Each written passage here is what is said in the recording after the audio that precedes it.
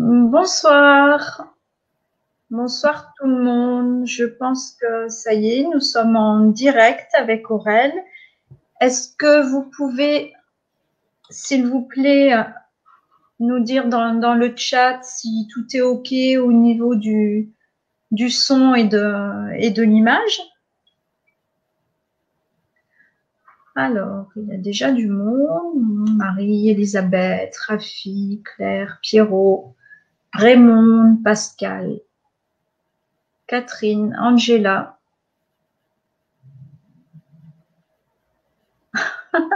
Il y a Elisabeth qui dit les lunettes, ma grand-mère disait que ça la protégeait du vent, donc pas question de s'en passer. Bon, bah alors j'espère qu'elle n'est pas inscrite. Elle a dit ma grand-mère disait, donc. Ok, on nous dit que c'est ok. Et si on parle toutes les deux, Aurel parle voir un petit peu aussi. Ouais. Est-ce que vous m'entendez à la même hauteur que Caroline? Est-ce qu'on est à peu près au son, à peu près au même niveau? Parfait. Sinon, tout le monde nous dit que c'est ok, son et image. Ok. Super. Bon, bah, c'est un grand plaisir d'être avec vous ce soir. Je suis très heureuse de retrouver Aurel pour la deuxième fois en peu de temps. Et donc, c'était pour la méta la dernière fois. Et là, elle vient nous parler de voir clair sans lunettes. Tout un programme. Je pense qu'on est pas mal concernés. Hein. Moi, la première, bon, j'avoue, je m'intéresse à ce que fait Aurel, mais j'avoue que je n'ai pas encore fait. Voilà, je n'ai pas suivi son programme et je ne sais pas encore. Je vais découvrir avec vous ce soir. Oui, tout le monde nous dit que c'est OK, qu'on a le son un peu au même niveau, donc c'est. Voilà. Vous nous entendez, vous nous voyez bien, on n'est pas saccadé, on n'est pas. Tout est parfait. Ok, super. Merci à tous pour vos retours. Ouais. Bon, alors, bah, écoute, il y a déjà du monde qui est connecté, donc je pense qu'on va démarrer. On ne va pas de toute façon attendre les 120 personnes inscrites parce qu'il y en a plein qui vont certainement le regarder en replay. Tout à fait. Tant pis, hein, ils vont rater la session questions-réponses en direct. Ouais. Les questions-réponses, en fait, elles y sont quand même dans le replay. Oui, mais après, bon, les questions des autres personnes. Je voulais dire plutôt, les personnes qui ne sont pas avec nous ne pourront pas poser leurs questions. Donc, on l'a posé de toute façon après, hein, soit sur Facebook, soit sur Messenger, enfin peu importe. Je suis toujours dispo pour répondre aux questions parce que j'aime bien ça. Ok, oui, tout le monde nous dit que c'est ok. Bonsoir, il y a encore du monde qui est arrivé. Gwen, Muriel, Lorraine. Coucou tout le monde. Il y a plein de scanners et de scanneuses qui sont inscrits. Bon, bah écoute Aurel, hein, si tu veux commencer par faire une présentation. Bon, si tu veux, je me présente un petit peu. Hein, voilà. Moi, je suis praticienne en énergétique, en scan thérapeutique certifiée depuis peu aussi. Wow. Et voilà, je me présente un petit peu comme révélatrice des ressources intérieures des personnes que j'accompagne. Et j'adore aussi recevoir des invités qui viennent nous parler un petit peu de leur expertise, de leur passion. Donc, je lance, comme à chaque fois, un appel. Si vous avez un domaine d'expertise, quelque chose que vous avez envie de venir nous présenter en webconférence, eh bien, vous prenez contact avec moi, ce sera avec grand plaisir. Voilà, Aurel, je te laisse. Parce que Caroline s'occupe de tout. On n'a rien à faire. On a juste à s'asseoir et à parler parce que la technique, c'est elle qui gère tout. Donc, c'est magnifique. Voilà. Bon, déjà, merci Caroline de me recevoir. Moi, j'adore venir. C'est quand tu veux. Après, tu retrouveras un autre sujet. On se débrouillera, mais voilà, j'aime bien venir parler devant devant les personnes qui te suivent et devant les personnes qui me suivent aussi. Donc, voilà, c'est un super plaisir. Merci beaucoup. Donc je vais vous présenter ce soir ce que j'ai compris en fait de la vision. Moi, je suis coach santé, pas que, je suis aussi ingénieure. Je suis devenue coach santé depuis quelques années, mais ça fait au moins 13 ans que je m'intéresse à la santé naturelle. Et ça fait très, très longtemps que je suis obnubilée par les lunettes parce que quand j'étais étudiante, je voyais fleurir dans ma classe des lunettes. J'étais en classe prépa. Les étudiants en classe préparatoire, on les appelle les taupins. Donc, parce que effectivement, à force de veiller tard le soir, ils finissent tous par avoir des lunettes. Et moi, je m'étais fait un point d'honneur. Je ne voulais pas perdre mes yeux quand j'avais une vingtaine d'années. Donc, j'avais dit, je vais tout faire pour prendre soin de mes yeux. Et donc, j'ai commencé déjà à l'époque à m'intéresser à ce qui pouvait préserver mes yeux. Donc, déjà à l'époque, quand j'avais 20 ans, j'avais compris que si je me couchais très tard le soir, j'allais épuiser mes yeux parce que je voyais bien que mes yeux fatiguaient. Donc, j'avais décidé, quoi qu'il arrive, fini de bosser ou pas, à 10 heures, j'éteignais parce que j'avais besoin de beaucoup de sommeil pour le lendemain me réveiller à 7h15 pour partir en cours. Et tous les matins, je prenais une cuillère aussi de confiture de myrtille. Donc déjà à l'époque, j'étais orientée solution naturelle pour prendre soin de mes yeux. Voilà. Et j'ai eu des très bons yeux jusqu'à l'âge de 43 ans. Et à l'âge de 43 ans, donc aujourd'hui j'ai 54 ans, et à l'âge de 43 ans, voilà, j'ai été atteinte de presbytie, comme beaucoup de personnes à cet âge-là. Et j'étais désespérée de voir ma vision de près se détériorer d'année en année. J'ai tenu, j'ai essayé de résister comme je pouvais, mais au bout d'un moment, quand on n'arrive plus à écrire un chèque sans ses lunettes, voilà, on est obligé d'aller chez l'ophtalmo et de se faire des lunettes. Et j'ai essayé de prendre des conseils auprès des ophtalmos, auprès des orthoptistes, et tout le monde était unanime. Ma pauvre dame, vous ne pourrez rien faire, vous allez perdre vos yeux et ça va décroître comme ça jusqu'à 65 ans. Donc, j'en avais 43, 45. Je me disais, non, mais voilà, tous les ans, c'était un petit peu plus grave encore. Donc, j'ai été obligée de me faire des lunettes. Et j'ai commencé à chercher des solutions quand même, mais voilà, j'avais bien entendu parler du yoga des yeux, j'avais bien entendu parler de gens qui arrivaient en faisant des exercices, en faisant bouger leurs yeux, à se régénérer. Mais voilà, j'ai lu un bouquin et j'ai essayé d'appliquer, mais je n'ai pas tellement été persévérante en fait. Et donc, j'avais ma paire de lunettes. Alors, j'avais ma paire, j'en avais plein, hein, parce que j'en avais une dans mon sac, j'en avais une dans ma cuisine, j'en avais une près de mon ordinateur, j'en avais une dans mon salon, j'en avais une sur ma table de nuit, j'étais pas encore allée jusqu'à l'accrocher autour de mon cou, mais j'aurais peut-être pu, c'est certainement ce qui me serait arrivé si j'avais continué. Et un beau jour, je faisais du ski, j'étais sur les pistes de ski et j'avais mes gosses qui étaient perdus dans la nature, enfin ils étaient déjà grands, ils avaient leur portable et ils m'envoyaient des messages, mais j'étais toutes les 5 minutes en train de sortir mes lunettes de mon sac à dos pour essayer de lire les SMS que me faisaient mes enfants parce que voilà, sur les pistes de ski, je n'arrivais pas à lire, malgré la luminosité, je n'arrivais plus à lire mes SMS sans mes lunettes. Et quand je suis repartie du ski, je me suis dit, non mais c'est terminé, je ne peux pas passer ma vie à chercher mes lunettes, plus dans les magasins, au fond du rayon, il n'y a pas beaucoup de lumière. Et pour lire sur les petites étiquettes microscopiques, les ingrédients, parce que moi, je piste les ingrédients. Je ne mange pas de gluten, donc je piste le blé. Bon, voilà. Et j'ai fini par me dire, mais c'est plus possible, quoi. Je ne peux pas continuer comme ça. Donc, j'ai dit, voilà, je sais qu'il y a des solutions qui existent, même si les ophtalmos n'y croient pas, même si les orthoptistes n'y croient pas. Et j'ai cherché.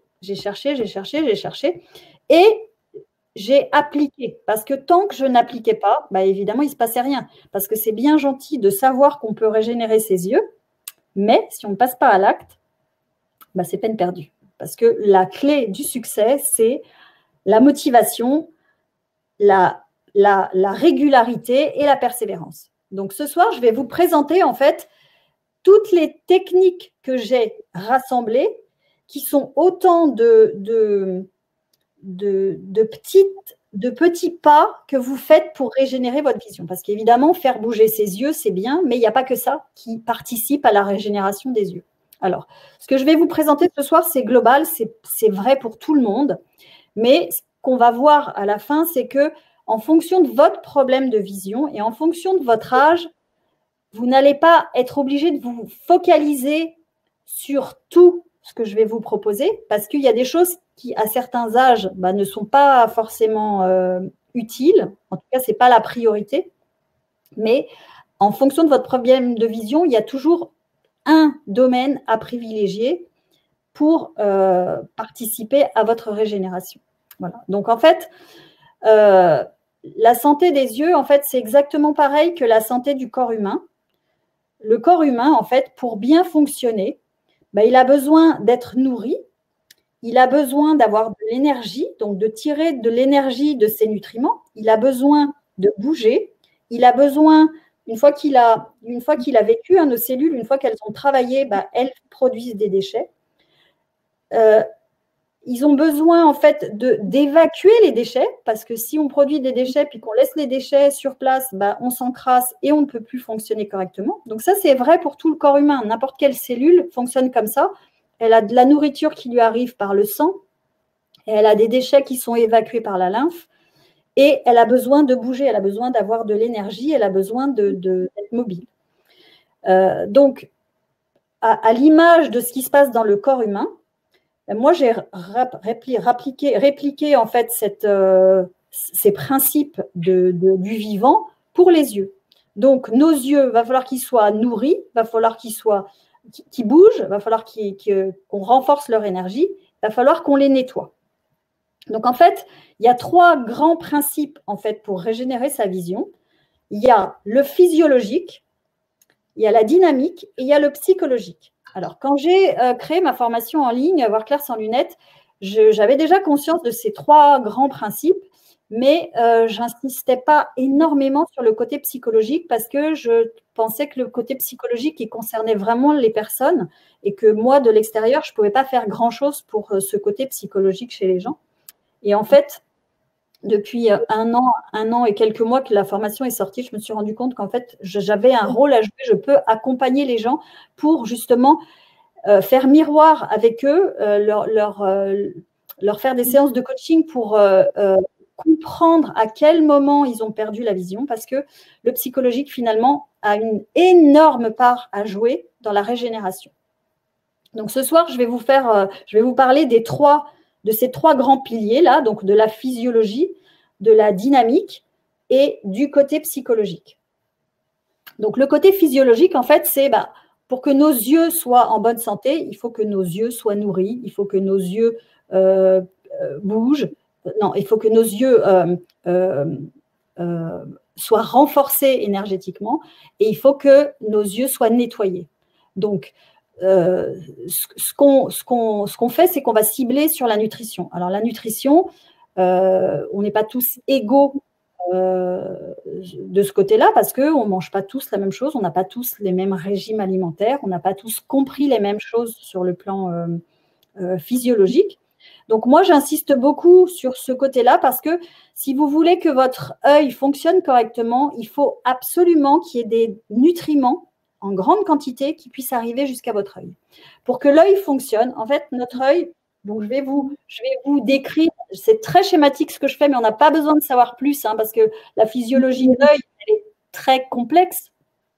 Mais dans les grandes lignes, on a un cristallin qui est une espèce de lentille souple, comme un peu si elle était gélatineuse, et il faut qu'elle puisse bouger, et on a un muscle oculaire qui va permettre à cette lentille de se bomber ou de s'aplatir pour faire la vision nette sur la rétine. Donc, pour que ce cristallin-là soit souple, il faut absolument qu'il y ait des nutriments qui arrivent jusqu'à l'œil.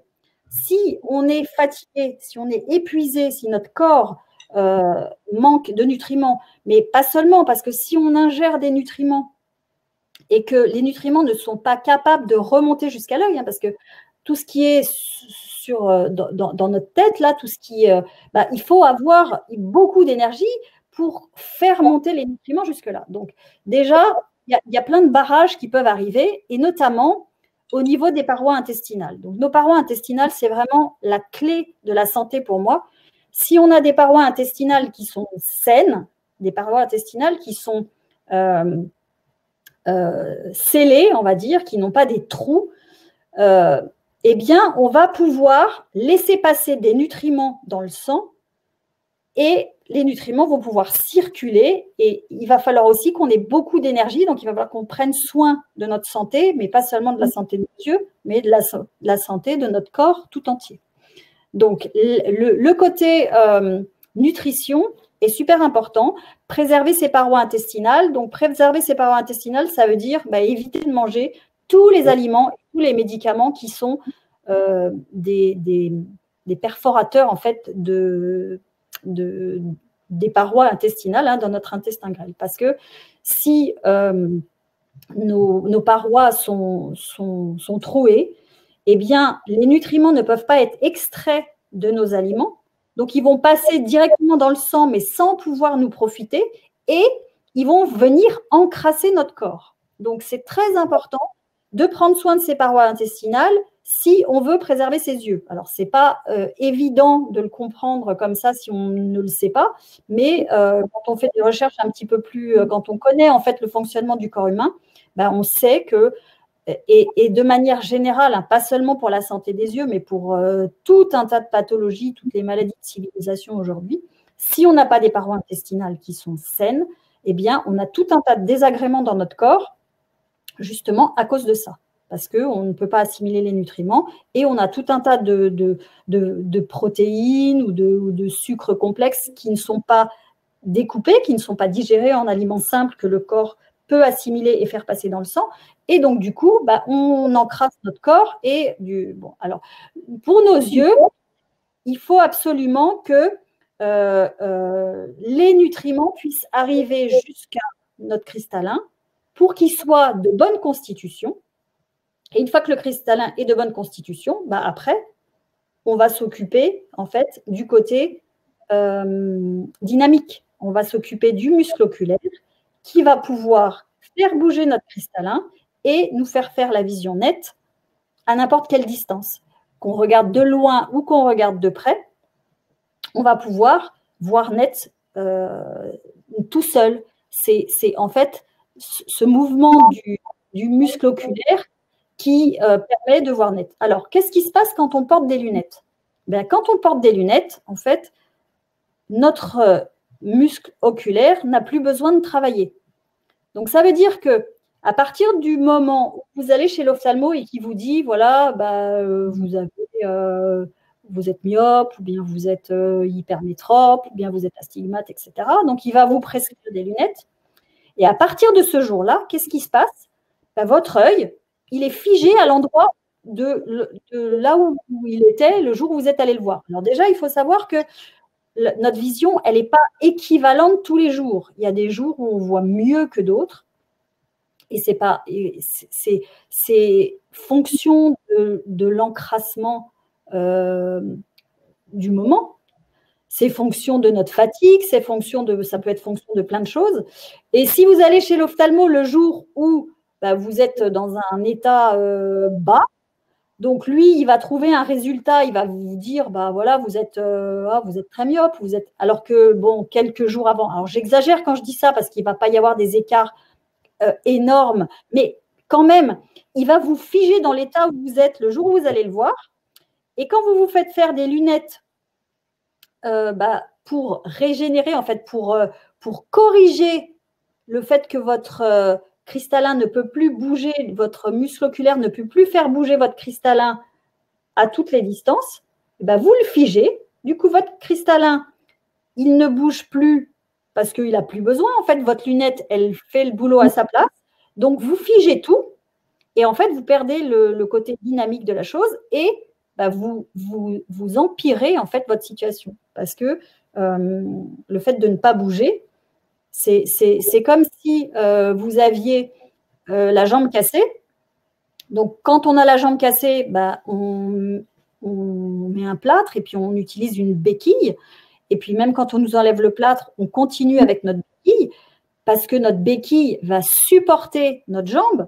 Mais si on garde notre béquille à vie, c'est-à-dire qu'on ne fait pas fonctionner notre jambe, elle ne va jamais se régénérer. Et notre béquille, et pour les yeux, notre béquille, c'est notre lunette, et bien notre lunette, on va la garder à vie. Donc, quand on a compris ça déjà, alors sans se mettre en danger, évidemment, parce qu'il y a des gens aussi qui, si vous ne voyez pas de loin, vous n'allez pas commencer à conduire sans vos lunettes, mais si vous pouvez, si ce n'est pas dangereux pour votre environnement ou pour vous, commencez déjà à enlever votre lunette et permettez à votre œil de bouger. C'est-à-dire que vous allez regarder de près, vous allez regarder de loin et vous allez permettre aux muscles oculaires déjà de se décrasser parce qu'en fait, votre lunette, elle l'a figé dans un endroit. Donc, plus c'est figé, plus il va s'encrasser. C'est comme si dans votre maison, vous avez de la poussière qui s'est déposée. Et en fait, s'il n'y a pas de mouvement, la poussière, elle continue à s'accumuler. Et là, sur votre muscle oculaire, la poussière continue à s'accumuler. Et du coup, votre muscle, il a encore moins de facilité à bouger. Et c'est un engrenage. Et vous allez voir de moins en moins bien. Et donc, comme il va être de plus en plus paresseux, il va même pas faire le boulot qu'il faisait quand vous êtes allé voir la dernière fois votre ophtalmo. Donc, il va vous dire la fois d'après, vous avez encore perdu, etc., etc. Il va vous faire une correction encore plus forte et l'engrenage va pouvoir continuer et les marchands de lunettes vont pouvoir continuer à vous fabriquer des verres encore plus forts, etc. Et la régénération de votre œil, elle est mal barrée dans ces cas-là. Donc, déjà, comprendre qu'on peut, si on ne se met pas en danger, bien sûr. Si on a des choses. Alors, si on enlève ses lunettes, si on peut les enlever toute la journée, c'est encore mieux parce que la régénération va se faire le plus rapidement possible. Donc voilà, ça c'est déjà un point hyper important à comprendre.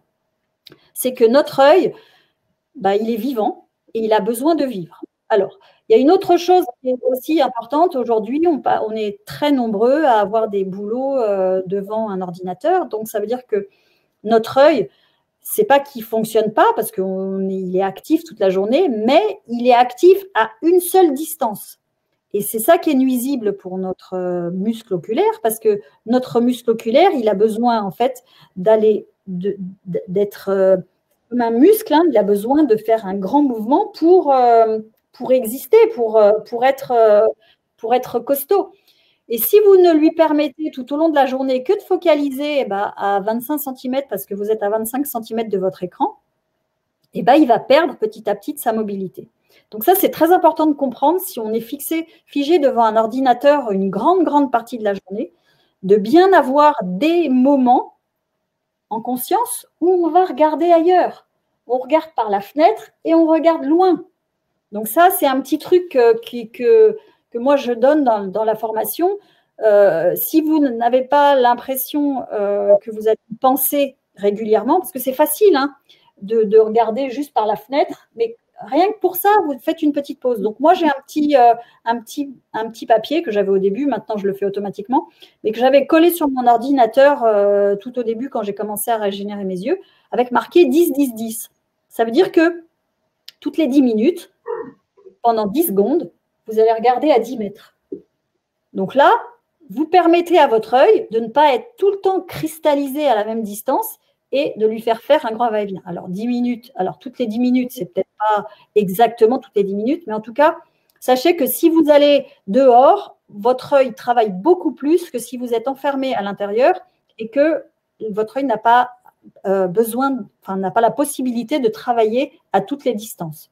Donc ça, c'est un cadeau que vous faites à votre œil si vous l'aidez à fonctionner à n'importe quelle distance le plus régulièrement possible.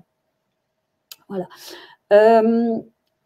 Donc ça, c'est le côté dynamique. Et le côté dynamique, il est super important parce que si vous ne faites pas bouger votre œil, vous avez peu de chances de le régénérer. Alors, si vous êtes myope, donc ça veut dire que vous voyez très bien de près, mais vous ne voyez pas de loin, donc il faut entraîner votre œil. Donc, dans la formation, j'ai tout un tas d'exercices. Alors, les exercices, c'est facile à trouver. Il y a plein de bouquins. Hein, si vous regardez sur Internet, il y a plein de bouquins qui concernent le yoga des yeux. Donc, il y a des exercices à faire pour entraîner son œil à regarder de près et de loin, des exercices à faire pour regarder en haut, en bas. Donc, ça, vous pouvez le faire. Maintenant, il faut être conscient que ces exercices-là, il faut les faire régulièrement. Et il faut les faire. C'est pour ça que moi, j'ai créé une formation en ligne, parce que dans la formation en ligne, les protocoles, en fait, ils sont déjà tout créés. Ils sont automatisés. Il y a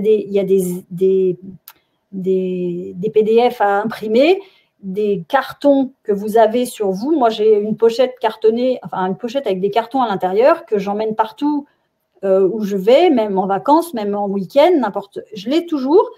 Et moi, je fais mes exercices de yoga des yeux. Alors, je ne le fais plus maintenant tout le temps. Mais au début, quand vous avez besoin de vous régénérer, il faut faire les exercices tous les jours pour vraiment avoir ce mécanisme de je fais bouger mon œil en permanence. Et alors, quand vous allez faire bouger votre œil, en fait, vous allez dégommer toutes les saletés qui se sont accumulées à la fois dehors et dedans, comme à l'image de la poussière. Hein, quand vous faites bouger, la poussière, vous la faites partir ailleurs.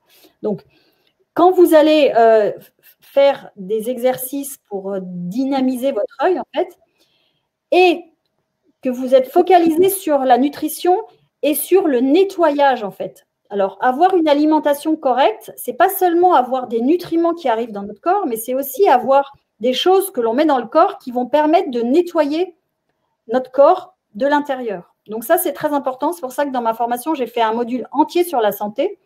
Et c'est axé sur l'œil, évidemment, mais c'est complètement axé sur la santé globale aussi. C'est-à-dire que là, si vous régénérez vos yeux avec la nutrition, avec le mouvement dynamique, avec le côté psychologique aussi, automatiquement, vous allez ressortir en bonne santé aussi, parce que on ne peut pas avoir des yeux en bonne santé et tout le reste du corps qui ne va pas. Ce n'est pas possible. Parce que pour avoir des yeux en bonne santé, il faut que on ait compris le fonctionnement de la santé du corps entier. Et donc, il n'y a pas l'un sans l'autre, en fait. Donc, si vous avez compris comment fonctionne le corps humain, parce qu'il y a plein de gens qui savent très bien prendre soin de leur corps, qui sont en parfaite santé, mais par contre, ceux-là n'ont pas tous les exercices de dynamique au niveau des yeux. Donc, ceux-là, ils ont besoin de rajouter quelque chose. Par contre, ceux qui savent déjà faire tous les exercices, ceux qui ont déjà conscience, qui font peut-être déjà du yoga des yeux, mais qui n'ont pas compris sur le plan nutritif, sur le plan alimentaire, il y a plein de choses à mettre en place, leur régénération ne peut pas être complète parce que, comme je vous l'ai expliqué tout à l'heure, il n'y a pas assez de nutriments qui arrivent à votre cristallin et du coup, vous aurez beau faire bouger votre muscle oculaire, un muscle oculaire qui tire sur un cristallin qui est rouillé parce qu'il n'a pas assez de bons nutriments pour lui donner en fait une souplesse. Hein. C'est un peu comme un gel, ce cristallin. Il faut qu'il soit souple. Et s'il n'y a pas assez de nutriments, il perd de sa souplesse, il devient rigide. Et c'est d'ailleurs une des raisons pour laquelle, à la fin de notre vie, enfin quand on vieillit en tout cas, on a des maladies telles que la cataracte, telles que la DMLA, parce qu'il n'y a plus assez de nutriments qui arrivent jusqu'à notre œil, jusqu'à notre cristallin, et donc il devient opaque, il devient rigide, et on est obligé de faire opérer. Donc, si vous prenez soin en amont, tout au long de votre vie, de votre cristallin, de votre santé, de votre corps en général, vous aurez beaucoup moins de chance, et quand je dis beaucoup moins de chance, ça veut dire que vous n'aurez quasiment pas du tout de malchance d'avoir ces maladies de l'œil dues à l'âge. Hein. Quand on dit dû à l'âge, ça veut dire dû à l'encrassement, dû à la mauvaise gestion de sa santé, en fait, tout au long de sa vie. Hein. En fait, quand on vieillit et qu'il y a des pathologies qui arrivent, c'est que, évidemment, je ne dis pas que que ça ne doit jamais arriver, mais si on peut retarder, et ça, si on en prend conscience, bah, on peut tenir en bonne santé le plus loin possible, hein. Moi, je vois à l'âge que j'ai, à 54 ans, il y a déjà des gens qui ont plein de pathologies, qui ont plein de l'hypertension, du diabète, qui voient plus clair, qui n'ont plus d'énergie, etc. En fait, en fonction de ce que vous mettez en place dans votre vie, sur le plan alimentaire et sur le plan sportif, sur tout un tas de plans, bah, vous allez avoir un corps en bonne santé ou pas. Donc, du coup, notre âge sur le papier n'a pas vraiment de valeur. C'est surtout ce qu'on fait de notre corps qui va nous garder en bonne santé ou pas. Voilà. Donc ça, c'est super important. Alors, nettoyer ses yeux, alors nettoyer son corps, hein, donc il y a plein d'outils aussi pour nettoyer son corps de l'intérieur, hein, je vais vous en donner un ou deux comme ça. Si vous prenez de l'argile régulièrement, bah déjà, vous allez drainer tout un tas de choses qui encrassent votre corps, du charbon actif aussi. Vous pouvez faire circuler votre lymphe, hein. La lymphe, c'est cette espèce de fluide qu'on a sous la peau et qui, en fait, constitue les éboueurs de notre corps et qui sont là pour ramasser, quand les cellules ont fini leur travail, tous les déchets que les cellules ont à rejeter, hein, un peu comme les poubelles qu'on sort dans une maison. On a consommé, on a mangé et on a des déchets. Là, c'est pareil, notre corps, il produit des déchets et c'est notre lymphe qui est chargée de faire circuler ces déchets et de les acheminer jusqu'à nos intestins et pour qu'elles soient évacuées. Donc, prendre soin de sa lymphe, c'est super important et ça participe à la régénération des yeux par ricochet, en fait, hein. Voilà. Donc, le côté physiologique, je nourris, je renforce l'énergie aussi. Donc, dans la formation, il y a plein d'outils pour renforcer l'énergie des yeux. Alors, on peut le faire, par exemple, en réflexologie, hein. Il y a plein de points sous le pied qui participent à renforcer le foie. Donc, le foie, c'est un organe de détoxification essentiel dans le corps. Donc, prendre soin de son foie, c'est prendre soin de ses yeux. Donc, on peut renforcer son foie. Il y a aussi des points sous les pieds qui correspondent à nos yeux. Donc, on peut aussi renforcer nos yeux énergétiquement pour faire, comme je le disais tout à l'heure, un espèce de goulot d'étranglement pour que si on met en place tout un tas de choses, mais en fait, notre œil, il va être en bonne santé. Il n'aura pas d'autre choix, en fait, hein. Si on l'a nourri, si on l'a bien fait bouger, si on a bien évacué les déchets, normalement, tout se passera bien. Aurel, juste une petite question. Il commence à y avoir des questions, donc j'ai dit que tu fais ta présentation et tu répondras à toutes les questions après. Oui, je pense que c'est mieux comme ça parce que peut-être qu'ils vont avoir envie de poser des questions et que je vais y répondre automatiquement. Là, j'allais faire la troisième partie. En fait, c'est la partie psychologique. Et après ça, je réponds. Oui, c'est ce que j'ai mis dans le chat. Donc, de toute façon, on reviendra sur les questions après. OK. OK. Donc, à côté de ça, il y a quelque chose de super important parce que physiquement, en fait, notre physique, en fait, c'est la deuxième pièce de notre psychisme. Et en fait, tout ce que l'on vit ou qu'on ne vit pas sur le plan psychologique va s'imprimer dans notre corps sur le plan physique. Et donc, dans la perte de la vision, il y a un côté hyper important, c'est de regarder en fait quelles sont les émotions, quels sont les événements traumatisants en fait ou perturbants qui ont fait que nos yeux se sont arrêtés de voir correctement. Hein. Si on est né, alors il y a des enfants même qui naissent avec des pathologies, hein. On peut être myope à la naissance, mais en fait, il faut toujours s'interroger sur le pourquoi je suis devenue myope, pourquoi je ne vois plus de loin, pourquoi je ne vois plus de près, etc. Donc là, ce que je vais vous partager, c'est quelque chose d'essentiel à comprendre. Quand on est myope, donc on voit très très bien de près, mais on a une vision floue au loin. Et en fait, la vision lointaine, représente l'avenir. La vision lointaine représente les autres. Et en fait, dans notre vécu, et ça c'est ce qu'on fait en coaching, quand les gens, pour potentialiser en fait tous les effets de la nutrition, les effets du yoga des yeux, on est amené à s'interroger, qu'est-ce qui s'est passé dans ma vie à ce moment-là, quand j'ai commencé à avoir des lunettes? Qu'est-ce que je ne voulais pas voir? Parce que ne pas voir avec ses yeux, c'est automatiquement quelque chose que vous ne voulez pas voir dans votre vie. Alors évidemment, ce sont des angles morts, hein, quelquefois. Alors même d'en prendre conscience, ça ne va pas forcément résoudre le problème. C'est pour ça qu'il y a tout un tas de techniques que moi j'utilise, qui sont des techniques de transmutation, en fait, des émotions anciennes qui sont cristallisées dans votre corps.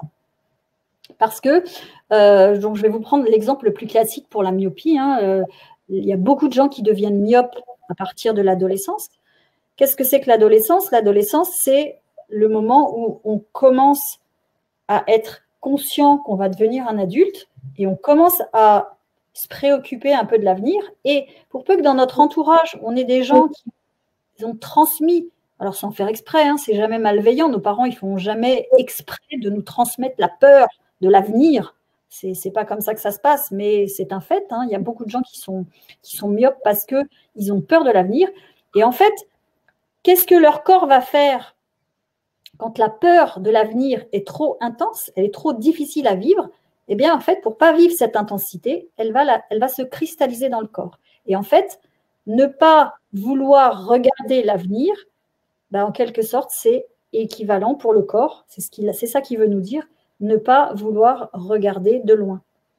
Ne pas vouloir regarder les autres. En fait, c'est être obligé de se recentrer sur soi. Donc, les myopes sont des gens qui sont complètement recentrés sur eux. Enfin, ça ne veut pas dire qu'ils sont égoïstes ou quoi que ce soit. Ça veut juste dire que leur vision doit être très, très poussée de près pour se protéger. En fait, ils ont réduit la coquille dans laquelle ils vont vivre parce que l'extérieur, soit l'avenir est incertain, soit l'avenir leur fait peur. On leur a dit que voilà, ça allait être dur, il va falloir faire des études, ça va être oh là là, je ne sais pas ce que je vais devenir. Bon, et c'est trop compliqué de vouloir penser à ça, donc on se renferme et à ce moment-là, on perd la vision de loin. Et au niveau de la vision de près, alors l'exemple classique, enfin typique, mais il y a des gens aussi qui sont hypermétropes plus jeunes, donc il y a aussi des questions à se poser, c'est ce que je ne veux pas regarder en moi. Et en général, la vision de près devient déficiente. Moi, c'était mon cas, donc je suis devenue presbyte à partir de 43 ans. 43 ans, c'est un peu, à 42, 43 ans, c'est un peu ce qu'on appelle la crise de la quarantaine, la crise de middle age crisis en anglais, c'est la crise du milieu de vie, en fait, où les gens commencent à faire le bilan de ce qu'ils ont vécu. Et c'est le moment, en fait, de regarder à l'intérieur de soi. Et quand on regarde à l'intérieur de soi, alors, évidemment, on ne va pas tous être équivalents là-dessus. Hein. Il y a des gens qui ont vécu en fonction de leurs envies, qui sont épanouis dans la vie. Et faire le bilan de qui ils sont, ce n'est pas du tout souffrant parce qu'ils aiment bien leur vie. Donc ça peut arriver aussi. Mais souvent, il y a des parties de nous où on n'est pas super, où on sait qu'on a mis un peu un chapeau sur notre personnalité parce qu'on s'est dit, oh, c'est pas grave, allez, voilà. Et donc, à partir de cet âge-là, quand on fait le bilan, là, et qu'il y a des endroits où on n'a pas trop envie d'aller regarder, qu'est-ce qui se passe? Alors évidemment, c'est inconscient aussi. Hein. Eh bien, on ne regarde pas à l'intérieur de nous. Et qu'est-ce qui se passe? C'est la vision de près qui devient déficiente.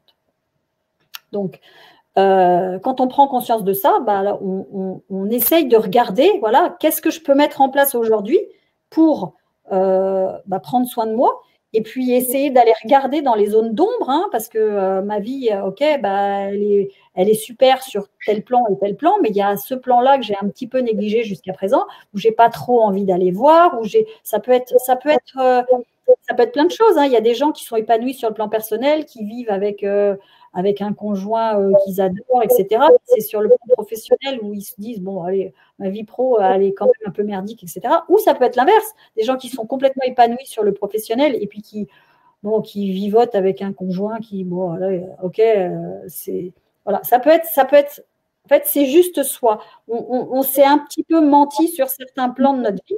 On s'est un petit peu pas trop intéressé à toutes les parties de nous-mêmes. Et donc, du coup, la vision, elle se floute. Alors, quand on prend conscience de ça et qu'on transmute tout ça, bah, effectivement, notre corps n'a plus besoin de parler. Notre corps n'a plus besoin de nous dire, parce que ne pas voir à telle distance, c'est un appel de notre corps. C'est attention, il y a quelque chose qui est en train de ne pas voir. Bon, comme ce n'est pas un message qui est explicite, hein, c'est pas, il faut décoder ce que le corps nous dit. Hein. Notre corps, il nous parle hein, souvent quand on est malade. Notre corps, il est en train de nous dire quelque chose. Et si on n'a pas le décodeur, bah, on est là, on se dit, bah voilà, il se passe quelque chose avec mes yeux, mais je ne sais pas quoi. Donc, alors, il y a plein de bouquins hein, qui expliquent, il y a plein de bouquins qui donnent des pistes, en tout cas. Il y a plein de, les scanners le savent bien, hein, quand on va plonger dans le corps des personnes et qu'on interroge, bah, le corps nous parle, hein, le corps nous donne des pistes, en tout cas, des portes de sortie. Et donc, c'est très intéressant d'aller regarder en fonction de votre problème de vision. Moi, c'est ce que je fais en coaching. Je vais interroger les gens sur ce qui s'est passé dans leur vie à tel moment, quand ils ont commencé à perdre la vision, quand ils ont commencé à avoir besoin de lunettes. Quel était l'événement? Quelle était surtout l'émotion liée à cet événement? Parce qu'en fait, deux personnes peuvent vivre le même événement et pas du tout ressentir la même émotion. Donc, on va s'attacher, en fait, c'est le vécu hein, de l'événement qui est très important. Parce que justement, si vous avez une émotion qui a été fluidifiée, enfin, qui a été bien vécue, qui a été, même si vous êtes en colère, mais que vous vivez bien votre colère, bah, votre colère ne va pas laisser d'impact dans votre corps. Et si vous bloquez la colère, bah, dans ce cas-là, l'événement, il va laisser une trace hein, dans votre corps parce que vous n'aurez pas vécu. Et la colère, elle est toujours en attente. Elle attend d'être vécue. Et donc, elle se cristallise. Et puis, les émotions peuvent s'accumuler les unes les autres. Donc, ce qu'on fait en coaching, bah, c'est qu'on va se connecter en fait à l'émotion. Il peut y avoir plusieurs émotions qui sont empilées. Et on les fait sortir les unes après les autres pour redonner en fait de l'espace, pour redonner de la mobilité au corps et pour en fait permettre de déprogrammer ce message qui disait, bah voilà, hop, je floute la vision de près ou je floute la vision de loin. Voilà. Donc ça, ce que je vous ai brossé là, c'est général. Donc il y a le côté nutrition. Alors quand on est jeune, le côté nutrition, c'est plutôt quand on est vieux qu'on est encrassé, que la nutrition a plus d'impact. Donc moi, ce que je dis souvent aux gens, c'est que si vous avez de la presbytie, bah, pointez surtout le côté nutrition. Parce que la presbytie, c'est ce qu'il y a de plus facile à régénérer. Hein. La presbytie, on fait un nettoyage, on fait bouger ses yeux. La presbytie, si elle n'est pas, dans notre corps depuis 30 ans, bah, moi, la mienne, elle avait 7 ans quand je l'ai régénérée. En quelques semaines, elle était régénérée. Pourtant, elle avait 7 ans. Mais 7 ans, c'est jeune hein, pour un problème aux yeux. Par contre, quand vous avez une myopie qui date de l'adolescence et puis qu'aujourd'hui, vous avez 40, 50 ans, bah, la myopie, elle est ancrée dans votre corps depuis beaucoup plus longtemps. Donc, ça va prendre peut-être plus de temps. Donc, il va falloir être encore plus persévérant. Et les personnes qui sont jeunes, en fait, il y a beaucoup plus de travail à faire sur le plan psychologique parce que là, ce n'est pas le côté physiologique et le côté encrassement du corps qui est responsable de la perte de vision. Hein. Ce n'est pas tellement le muscle oculaire qui ne pouvait pas bouger, à moins d'être déjà encrassé quand on est petit, mais c'est quand même plus rare. C'est plus à partir de la quarantaine qu'on commence à avoir un corps encrassé et qui garde des traces en fait de cet encrassement parce que ça finit par s'accumuler et pas s'évacuer aussi vite que ça s'accumule. Donc, les personnes qui sont jeunes, on va surtout axé sur le côté psychologique. Donc, c'est pour ça que le côté psychologique, maintenant, je lui redonne beaucoup plus de place qu'avant.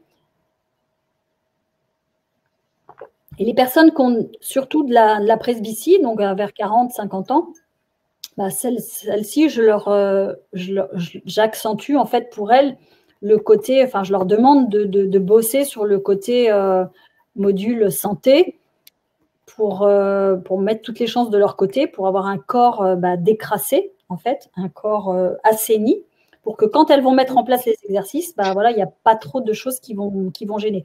Et le travail psychologique se fait évidemment aussi. Mais alors, après, tout dépend de votre niveau d'engagement pour travailler sur vous. Hein. Quand on fait un travail sur soi depuis longtemps, bah, voilà, ça fait longtemps qu'on regarde à l'intérieur de soi, donc on est plus ou moins conscient, même si d'être conscient, ça ne va pas résoudre tout, mais voilà, c'est déjà un début de cheminement pour régénérer sa presbytie.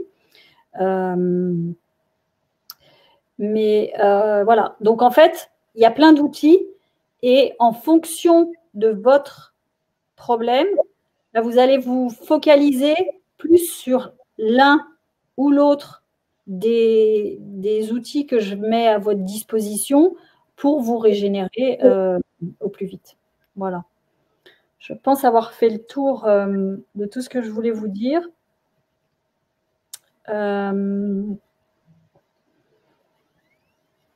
Donc, évidemment, le piège, en fait, la personne qui fait, enfin, la personne, c'est pas une personne, mais qui fait barrage à la régénération des yeux et qui fait barrage à plein de choses dans notre vie, hein, c'est notre ego. Parce que lui, en fait, il n'a pas envie que les choses bougent dans notre vie, donc il va tout faire pour que aujourd'hui ressemble à hier et que demain ressemble à aujourd'hui. Donc notre ego, lui, c'est sur lui qu'il faut travailler pour justement que le changement soit possible. Donc le travail sur l'ego, hein, le travail sur soi, bah, il est évidemment bienvenu si vous voulez régénérer votre vision. Il est bienvenu de toute façon si vous voulez avoir une vie épanouissante, hein, de toute façon, mais faut pas négliger notre ego. Hein. Alors notre ego, on n'est pas là pour le dégommer, hein, on est là pour l'apprivoiser, on est là pour lui dire ok, merci gars, tu as fait du bon boulot jusqu'ici parce que tu m'as gardé en vie et c'est super précieux que je sois préservée quand il y a du danger. Mais là aujourd'hui, je voudrais changer des choses dans ma vie et je voudrais changer. C'est pour mon bien, t'inquiète pas. Voilà, donc on l'apprivoise son ego, on travaille sur soi en prenant soin de son ego, mais en lui disant voilà, c'est pas toi qui vas décider. Moi, j'ai envie de mettre en place des choses dans ma vie pour un changement, parce que je suis persuadée que le changement sera bénéfique pour moi. Voilà, donc on travaille sur son ego. Voilà, bah, régénérer en fait sa vision, c'est quelque chose qui demande de la persévérance, hein, mais c'est quelque chose qui est faisable et qui est faisable avec des moyens 100% naturels. Hein. Moi, dans ma formation, il n'y a pas un seul truc. Je ne vais pas vous dire de prendre un truc chimique. Il y a des plantes. Aujourd'hui, c'est ce que je disais à Caroline tout à l'heure. J'ai testé pour la première fois aujourd'hui une tisane. Il y a une plante qui est extraordinaire. Je ne sais pas si vous avez entendu parler. Alors moi, je l'ai testée en comment ça s'appelle, goutte, mince alors, je me souviens plus, c'était un hydrolat en fait, c'est en teinture mère, voilà, des teintures mères de fraises. Le fraise, c'est une plante, toutes les personnes âgées connaissent, enfin, dans le temps, c'est remède de grand-mère, hein, le fraise, c'est la plante casse-lunette. Et c'est très efficace. Hein. Moi, j'ai testé la teinture mère il y a déjà, je ne sais pas, presque un an. Et en fait, c'est super efficace. Ça aide en fait à avoir une vision très, très, très claire. Alors, on ne peut pas prendre des teintures mères tous les jours. Enfin, on pourrait. Moi, je l'ai fait pendant quelques semaines et j'ai vraiment constaté une amélioration époustouflante de ma vision. Et depuis aujourd'hui, j'ai acheté de l'eau-fraise en tisane. Et je vais regarder ce que ça fait. Bon, en ce moment, j'ai une vision qui est particulièrement exceptionnelle. Il y a des moments, c'est un petit peu moins, mais bon, je porte jamais de lunettes et je peux voir sur les étiquettes dans les petits magasins, voilà, même quand il n'y a pas beaucoup de lumière, je plisse un peu. Hein, quand vous plissez les yeux, vous permettez en fait à vos yeux d'enlever tout ce qui vous gêne et de voir encore mieux. Donc, je vois clair sans mes lunettes depuis maintenant 4 ans. Qu'est-ce que je disais du coup, je suis perdue. Oui, je teste donc la tisane de fraise et donc je l'ai testée aujourd'hui pour la première fois. Donc, je pense que la tisane est plus facile à garder sur la durée que la teinture mère. Parce que la teinture mère, c'est quand même contraignant, d'en racheter tout le temps. La tisane, je pense que c'est, voilà, on peut acheter un gros paquet puis l'écouler sur un grand laps de temps, alors que la teinture mère, c'est un petit flacon et ça descend très très vite. Donc au bout d'un moment, il faut en racheter tout le temps. Et bon, pour moi, ce n'était pas vraiment le but. Mais sinon, tous les conseils que je donne dans la formation sont 100% naturels. Et voilà. Et vous n'êtes plus dépendant de quoi que ce soit. En fait, c'est juste une façon de vivre que vous allez adopter qui n'est pas contraignante, en fait. C'est juste de faire du bien à son corps. C'est quelque chose qu'on devrait faire naturellement. Bon, on s'est un petit peu éloigné de ça parce que l'alimentation classique est très nocive pour le corps. Mais si on avait gardé des habitudes alimentaires saines, on n'aurait même pas besoin de se poser ce genre de questions parce que voilà, mettre en place un régime alimentaire sain, c'est pas très compliqué en fait. C'est compliqué aujourd'hui parce que c'est pas l'alimentation qu'on trouve partout, mais c'est largement faisable. Donc moi, tout ce que j'ai à vous proposer en fait pour régénérer votre vision, c'est 100% naturel. Voilà. Waouh. Voilà, je suis prête à répondre à vos questions si vous en avez. Super programme. Bon, moi, j'ai gardé mes lunettes tout le long pour jeter un œil sur le chat. Bon, je les mets pas toute la journée. Je les mets vraiment pour lire ou pour travailler sur l'écran. Donc, j'essaye, voilà, de continuer à faire travailler effectivement mes yeux sans lunettes. C'est essentiel. Alors, dans la formation, justement, pour les gens qui ne peuvent pas se passer de leurs lunettes pour travailler sur l'ordinateur ou sur le portable, il y a des petits trucs au début pour justement ne pas craquer, ne pas les mettre, comme par exemple changer la police. Moi, au début, sur mon ordinateur, j'ai changé la police. Au lieu d'être en 12, je suis passée en 14, je ne sais plus exactement. Et puis, une fois que j'ai eu régénéré ma vision, je suis repassée à la police normale. Et je vois quelquefois des personnes âgées qui ont des portables. Quand je regarde les SMS, par exemple, quand je suis dans le train, la dernière fois que je suis allée à Montpellier, il y avait une dame en face de moi dans le train. Elle avait, je sais pas, une dizaine d'années de plus que moi. J'arrivais à lire, j'étais à 2 mètres d'elle, j'arrivais à lire ses SMS tellement elle avait mis une police énorme. Et voilà, il y a des ruses. Mais le but, c'est pas de garder la police énorme à vie, c'est de le faire juste pendant la période où on est en régénération. Puis une fois qu'on a régénéré, après, on peut repasser une police normale parce qu'on arrive à voir avec une police normale sans ses lunettes une fois qu'on est régénéré. Mais il y a plein de ruses comme ça. C'est que des trucs naturels. C'est pas des trucs compliqués. C'est pas des trucs qui demandent d'acheter, je sais pas, Non, c'est juste nature, quoi. Et les ophtalmos et les orthoptistes ne croient pas tellement à ça. Et moi, quand j'ai régénéré ma vision, je suis allée voir mon ophtalmo. Je lui dis alors, voilà, regardez, voilà, vous voyez, j'ai plus besoin d'une lunette, etc. Il me regarde, il me fait oh, mais ça m'intéresse votre truc. Alors moi, j'étais toute contente. Je me dis c'est super, le mec, ça l'intéresse. Il fait non, pas pour mes patients, pour moi, parce que moi, j'ai 42 ans et là, déjà que je suis myope et maintenant, je commence à être presbyte. Et ça m'intéresse votre truc, mais le mec, il n'avait pas l'intention d'en parler à ses patients, parce que ses patients, c'est quand même son gagne-pain. Hein. S'il ne peut plus leur fournir des lunettes, où est-ce qu'on va hein. Donc, voilà. Mais voilà, ça existe et moi, j'aimerais bien que ça se répande parce que l'autonomie, enfin moi, être dépendante de mes lunettes, c'était un truc insupportable pour moi. Donc, voilà. Super.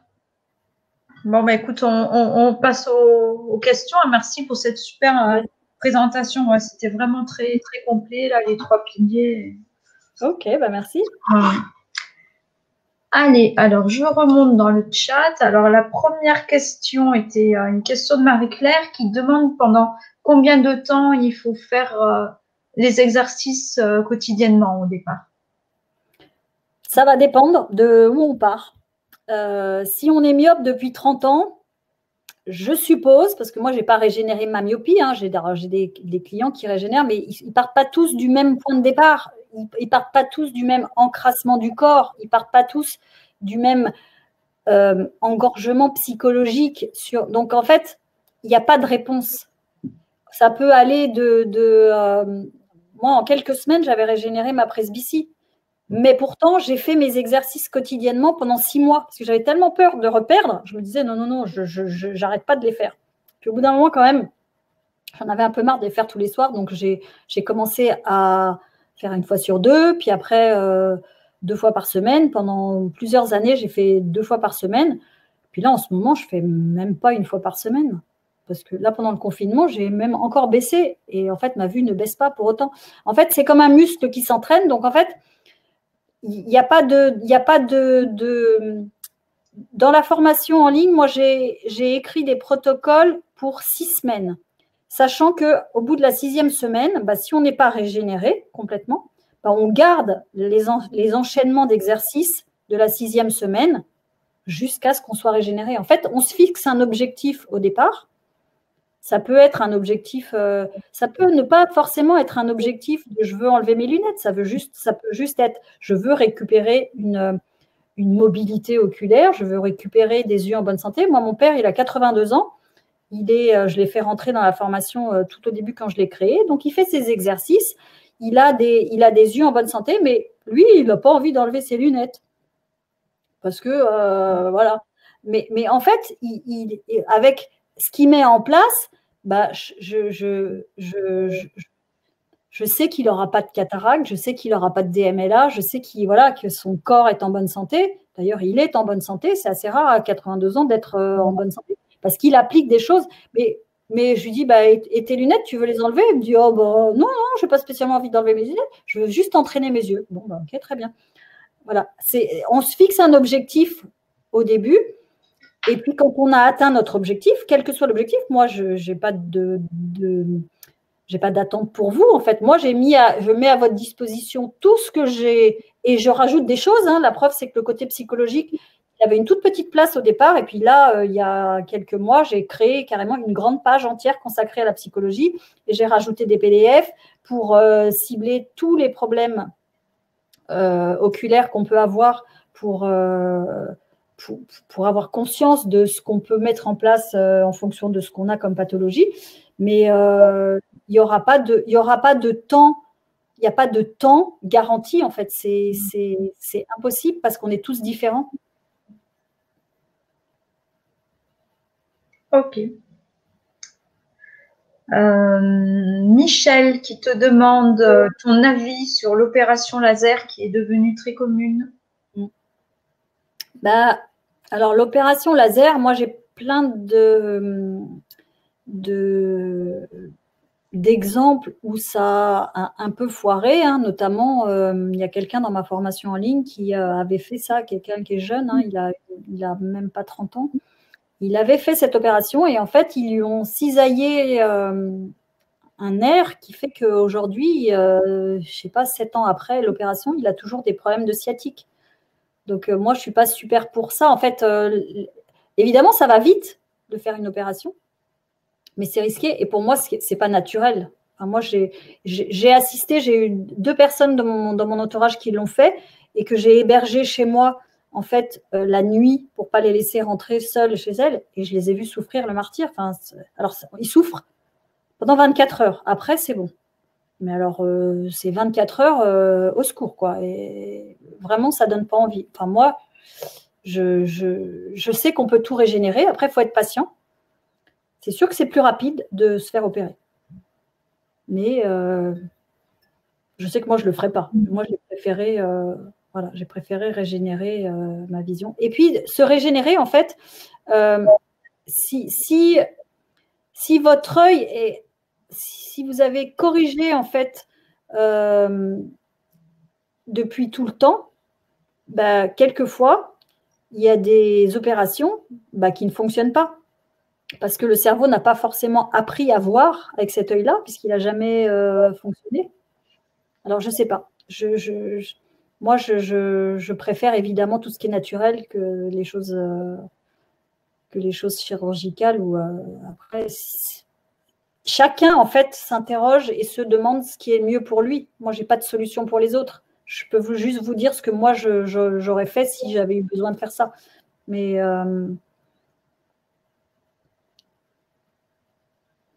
j'ai trop d'exemples où ça réussit pas. Enfin, disons que moi, je ne mettrais pas mes yeux, je risquerais pas mes yeux, parce que moi, je tiens trop à mes yeux, je risquerais pas mes yeux.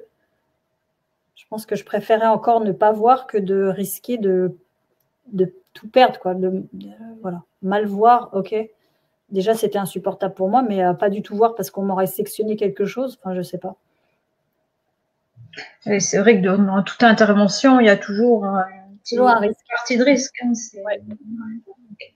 Après, chacun s'interroge. Ouais. Ok, merci. Alors, Elisabeth qui te demande quels sont les nutriments qui sont essentiels. Alors, pour se régénérer, en fait, il y a tous les nutriments, tous les fruits et légumes qui sont colorés orange, rouge, violet, en fait, sont super bénéfiques. Moi, quand j'avais 20 ans, je prenais tous les jours de la confiture de myrtille. Et la myrtille est très bonne pour les yeux, donc on peut prendre des confitures. Moi, ce que je préconise, en fait, c'est de se faire des jus de fruits et légumes à l'extracteur. C'est le meilleur moyen pour avoir une quantité de nutriments énorme, justement parce que nos parois intestinales sont souvent déficientes et qu'elles ont du mal à aller extraire des fibres les nutriments. Donc là, l'extracteur de jus, il fait le boulot à notre place. Donc pour avoir un flot de nutriments disponibles en grande quantité et qui va être assimilé, enfin qui aura plus de chances d'être assimilé, c'est l'extracteur de jus. Donc avec les carottes, avec toutes les baies, donc la myrtille, les cranberries, etc. Il y a aussi évidemment les oméga 3, hein, tous les antioxydants, donc les poissons gras, les maquereaux, les sardines, le thon, le saumon. Donc tout ça, ça participe aussi aux nutriments intéressants pour... mais voilà, il y a aussi, je suppose, je n'ai pas de preuve de ça, mais je suppose aussi que d'avoir du collagène, hein, pour que le cristallin soit souple, il faut aussi avoir une alimentation équilibrée en collagène. Et ça, je suppose qu'on ne peut l'avoir que par les produits animaux. Alors, je ne sais pas dans quelle mesure les gens qui excluent complètement. Moi, je ne mange pas de viande. J'aime plus trop la viande. J'ai été une grande mangeuse de viande pendant longtemps. Je ne mange plus que des poissons et encore, j'ai plus envie d'en manger en grosse quantité, mais j'en mange quand même. Mais je pense que pour avoir ce collagène, pour reconstituer notre collagène, j'ai du mal à penser qu'on pourrait en avoir en grande quantité, en tout cas, uniquement avec des végétaux. Je peux me tromper, hein, ça, je ne suis pas sûre de ce que je vous dis là. Ok, merci. Alors, il y a Agnès qui dit que le côté très global lui plaît bien. Ça, c'était comme tu étais en train de tout expliquer. Merci Agnès. Il y a Catherine qui demande quoi faire pour bouger la lymphe. Alors, pour bouger la lymphe, on peut faire du sport, on peut faire du trampoline et on peut se la brosser avec une brosse à sec. On peut mettre dans sa nutrition des choses qui fluidifient la lymphe, hein, comme les graines de lin. Toutes les graisses brunes, en fait, participent à la fluidification de la lymphe. Donc, on peut le faire mécaniquement, hein, avec une brosse, et on peut le faire aussi par l'alimentation. Il y a un protocole en ton graine aussi, le protocole des graisses brunes, justement, pour faire circuler la lymphe. Okay. Et on fait ça avec une spatule, donc tu tapes en direct sur le corps, sur certaines zones pour super. Faire circuler. Ouais.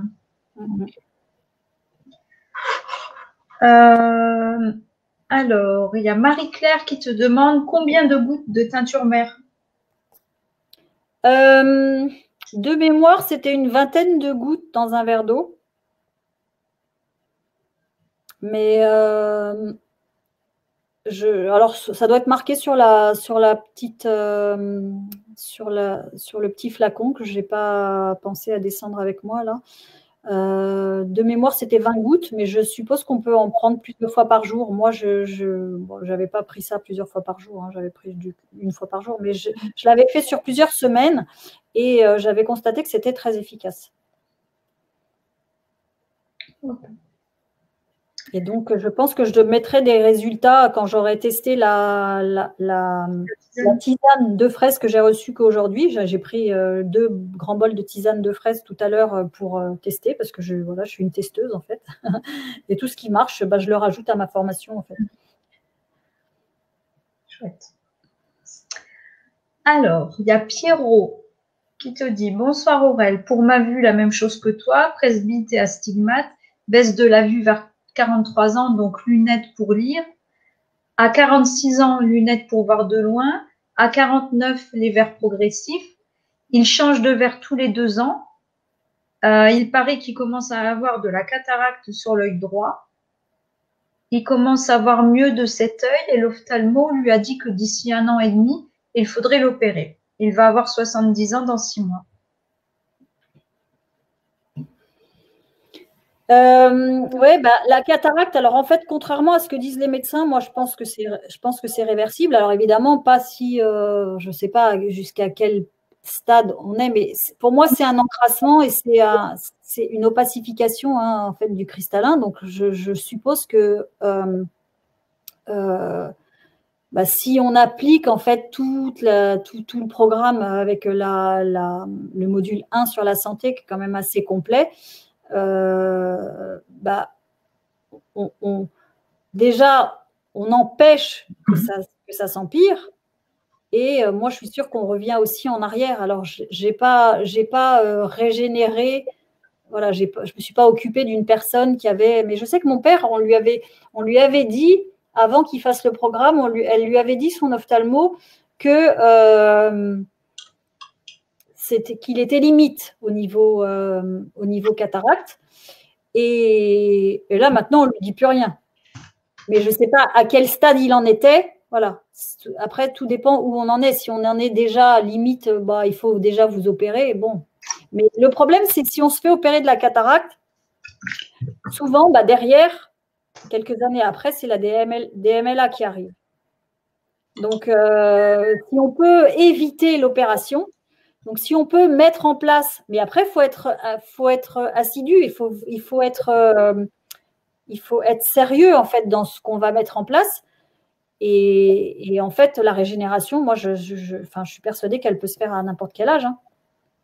Donc, il faut peut-être accompagner, il faut peut-être regarder que ça ne soit pas trop brutal, parce que plus notre corps est encrassé, plus on fait sortir de déchets, et plus ça va être, ça peut être compliqué de faire sortir trop de déchets d'un coup. Donc, il faut peut-être y aller doucement au début, mais en accompagnant bien, bah, se décrasser, il n'y a pas d'âge. Hein.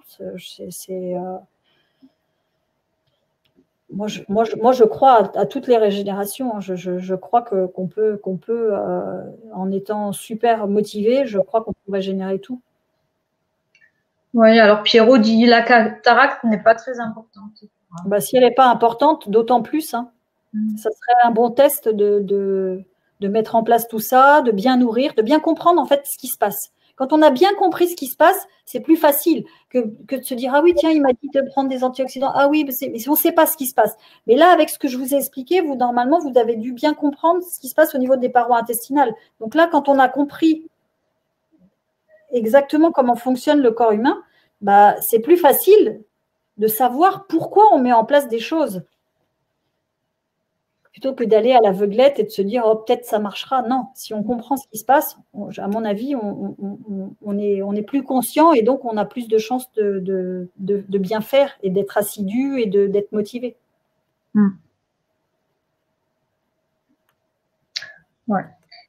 Moi, j'ai l'expérience de ma maman là, qui s'est fait opérer de la cataracte et ça n'a pas été super. Et depuis, elle est toujours embêtée. Elle a toujours des petites boules de pus dans l'œil ou tous les jours. Enfin, après, voilà, c'est pareil. Hein, il y a toujours comme on disait tout à l'heure, ou des effets secondaires ou des inconvénients après. Ça reste toujours une question aussi de choix, quoi. Il y a des personnes pour qui ça se passe très bien. Elle avait eu plein de témoignages de personnes qui l'avaient fait et que c'était bien passé. Et là, oui, il suffit juste que pour nous ça se passe pas bien pour que ça soit la catastrophe, quoi. Donc après c'est un risque. Hein. Toutes les opérations sont des risques, mais les médecins nous font croire qu'il n'y a pas d'autres solutions parce qu'ils sont honnêtes quand ils disent ça, parce qu'ils ne connaissent pas les autres solutions. Parce qu'on ne fait rien pour communiquer sur toutes ces solutions naturelles qui existent dans tous les domaines. Hein. Moi, j'ai été obligée de faire des recherches moi-même. Moi, je suis une autodidacte de la santé. J'ai quand même fait des formations, mais je veux dire, c'est des formations qui ne sont pas... c'est pas des diplômes d'État officiel, parce que l'État, il a une façon de soigner qui n'est pas du tout naturelle. Ok, alors il y a Lorraine qui te demande comment procéder avec les enfants. Des exercices tous les jours de 5 à 10 minutes. Elle a parlé de ta formation à son fils de 9 ans qui est astigmate et hypermétrope depuis tout petit. Il a eu ses premières lunettes à 2 ans. Il entend et en même temps, il dit qu'il veut absolument garder ses lunettes car ses lunettes le protègent.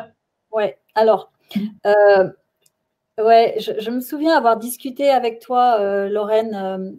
Je me rappelle en fait tu m'avais parlé de ton fils. Mon fils, Robin, a eu des lunettes. Il était aussi astigmate et hypermétrope de l'âge de 4 ans jusqu'à l'âge de 12 ans.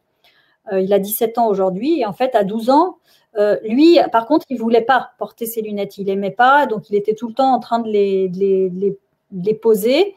Et tant que je n'avais pas compris ce qui se passait quand on portait des lunettes, je lui disais, mon petit cœur, il faut que tu remettes tes lunettes parce que c'est important. L'ophtalmo a dit que tu remettes tes lunettes.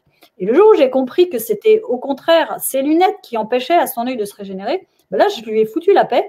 Et il posait ses lunettes dans un coin et il allait jouer dehors. Et un enfant qui va jouer dehors, son œil, il n'est pas sur l'écran comme ça.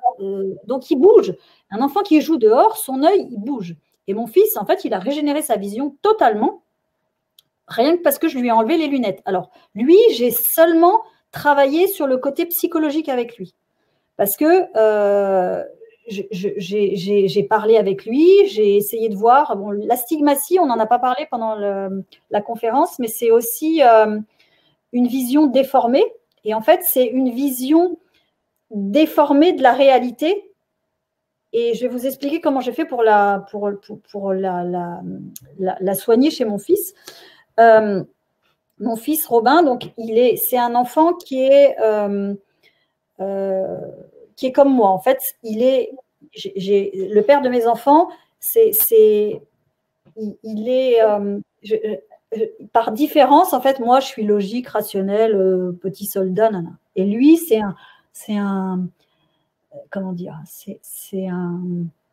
il est dans un monde imaginaire, il a le cerveau droit très, très ouvert, voilà.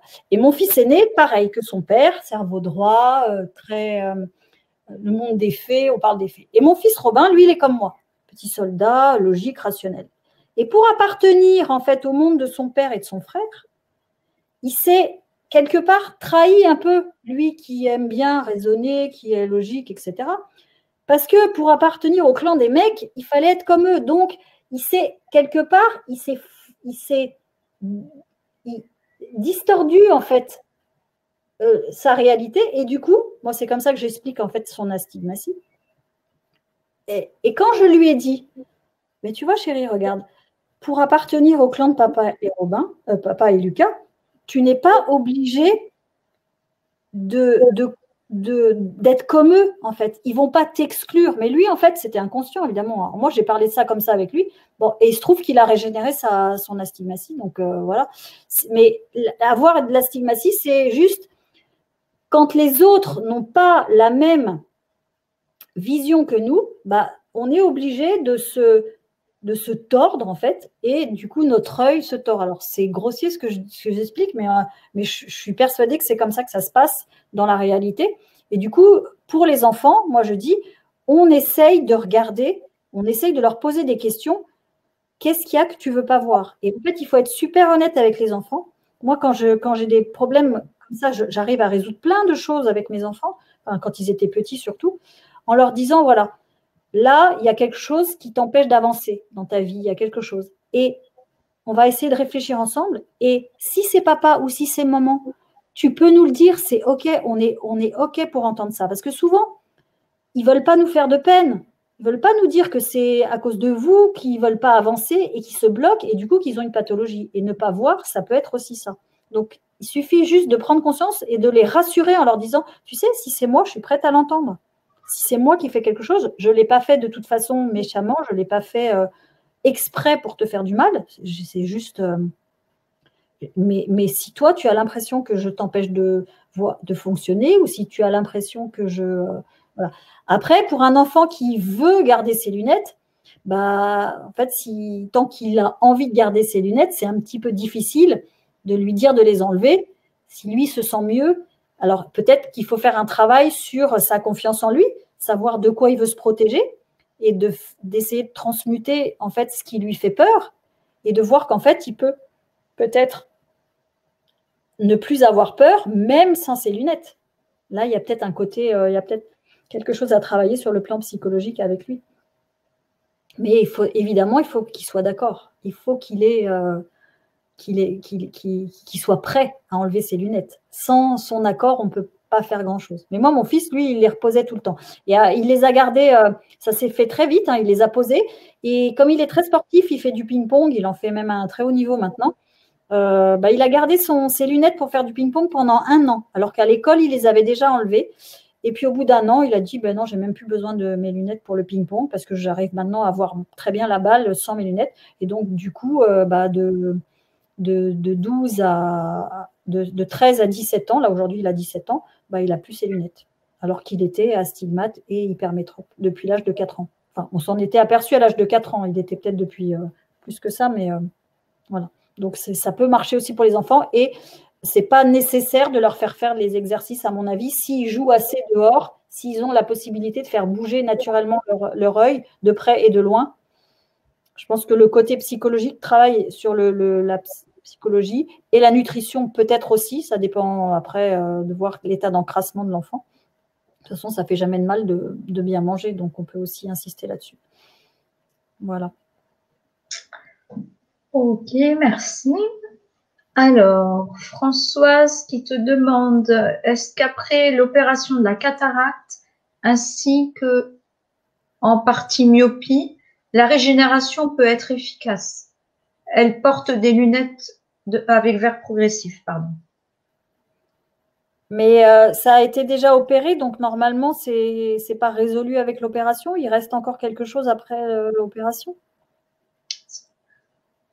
Après opération de cataracte, mais elle a alors, ainsi qu'en partie myopie. Donc ça a été opéré pour la myopie aussi, mais pas corrigé complètement, c'est ça? Je sais pas, c'est ce que j'ai l'air de comprendre. Françoise, est-ce qu'il est possible d'avoir des précisions? Voir si c'est l'opération qui... Moi, je pense que de toute façon, quel que soit le niveau duquel vous partez, vous pouvez progresser. Après, même si on a déjà été opéré, c'est pas foutu, notre vie n'est pas foutue parce qu'on a été opéré. On part juste d'un niveau qui est différent. Mais de toute façon, ça fait jamais de mal de faire bouger son œil, ça fait jamais de mal d'être bien nourri, d'évacuer les déchets et de réfléchir aux psychologiques qui auraient pu éventuellement nous fausser la vision. Donc, de toute façon, je vois pas. Je pense que ça peut être bénéfique pour tout le monde, en fait. Ok, mais je sais pas. Là, pour le moment, Françoise n'a pas mis d'autres précisions. Donc, alors, oui, la plante, c'est bien Euphrase, Euphrasia officinalis. C'est ça. Marie-Claire dit l'opération se fait en même temps que la cataracte. Ah, d'accord. Cataracte et myopie en même temps, alors. Ah, d'accord. Ok. Ok. Et c'est déjà fait? Et c'est déjà fait? Alors oui, Marie-Claire, parce que du coup, moi non plus, j'ai pas. Alors, est-ce que après opération cataracte et myopie, la régénération peut être efficace?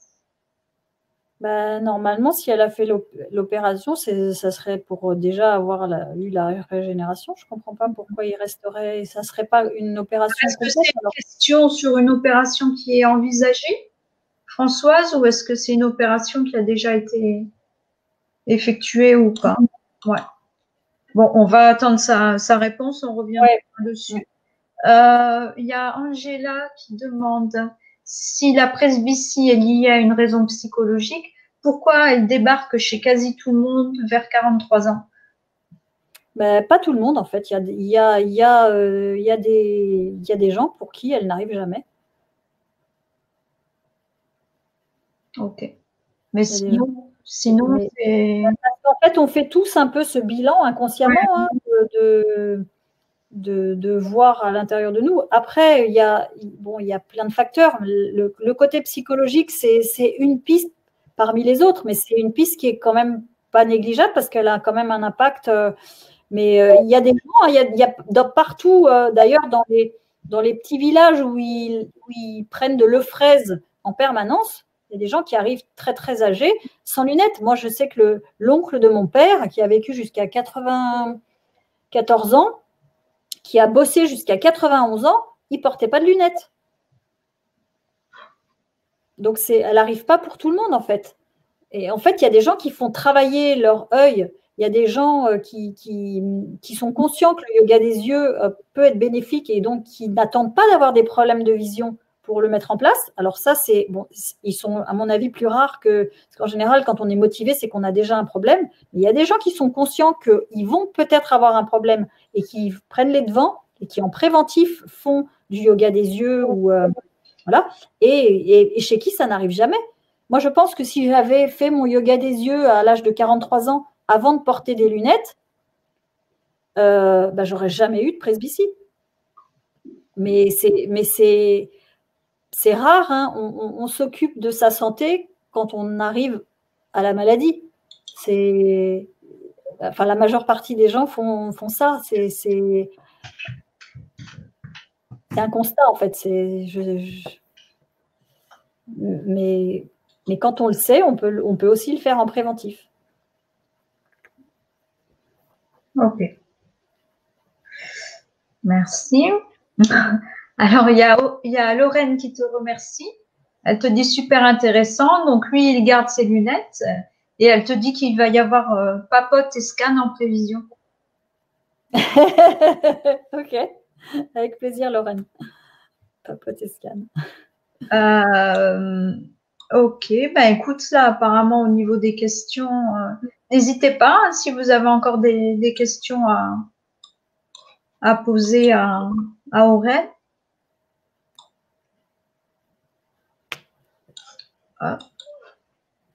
Bon, c'est vrai que c'était, oui. Même moi, hein. Je savais un petit peu, mais bon, là, j'ai appris plein de choses, quoi. C'est vraiment très, très intéressant. Bon, moi aussi, j'avoue que j'en ai marre de mes lunettes. Alors maintenant, j'ai les dernières là que j'ai eues, enfin, c'est pas celle-là, mais bon, j'ai pris des petits cordons avec. Alors, c'est la catastrophe aussi, parce que des fois, je les laisse pendouiller en bas. Je m'accroche partout. Alors, c'est... Ah, les lunettes, les petits chiffons à lunettes pour pas avoir des traces de doigts sur ces lunettes. Aïe, aïe, aïe. J'avoue. Moi, je l'ai toujours le petit chiffon parce que j'efface les traces sur mon portable maintenant avec, à mon bureau. Oui, voilà. Et voilà, j'ai plus de lunettes. T'as plus de... Mais si, t'en as plein parce que tu t'as fait des... Ah, j'en ai plein, que pour faire des photos. Là, j'ai sorti, en fait, j'en avais 9 sur la photo l'autre jour. J'ai sorti toutes les lunettes de mon fils. Donc, il y a des toutes petites lunettes parce qu'il a eu ses lunettes, il avait ses dernières, il devait avoir 9-10 ans, quoi. Mais chez nous, les lunettes, elles sont toutes rangées dans un tiroir. On les garde en souvenir, on fait des photos avec pour faire rigoler tout le monde, mais c'est tout. Et là, j'ai retrouvé, je vais sûrement la publier parce que j'ai retrouvé une des rares photos de moi où j'étais affalée dans un fauteuil avec mes lunettes. Il y a très peu de photos parce que voilà, je faisais plutôt les photos sans lunettes, mais où j'ai encore mes cheveux noirs, ma frange jusque-là et mes lunettes. Et puis mes habits pas du tout méta. Franchement,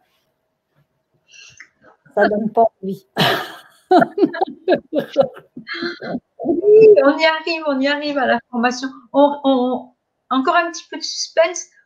On répond juste à la question de Françoise. Elle dit, alors, la question, non, l'explication, pardon.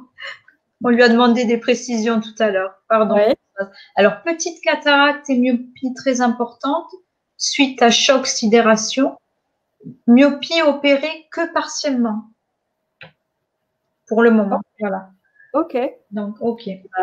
Pourquoi pas essayer pour le reste de la myopie. Je ne sais pas si c'est une opération qui peut avoir lieu en plusieurs fois et que c'est prévu de faire, ou sinon, là, il faudra essayer. Après, moi, je ne peux pas garantir parce que je ne peux pas savoir ce que vous allez mettre en place. Moi, je fais de mon mieux dans la formation pour donner tout ce que je sais, toutes les pistes.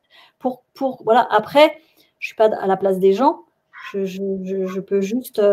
dans la formation, en fait, j'ai fait en sorte que toutes les vidéos que j'ai tournées, il y en a une 60aine, elles sont très courtes.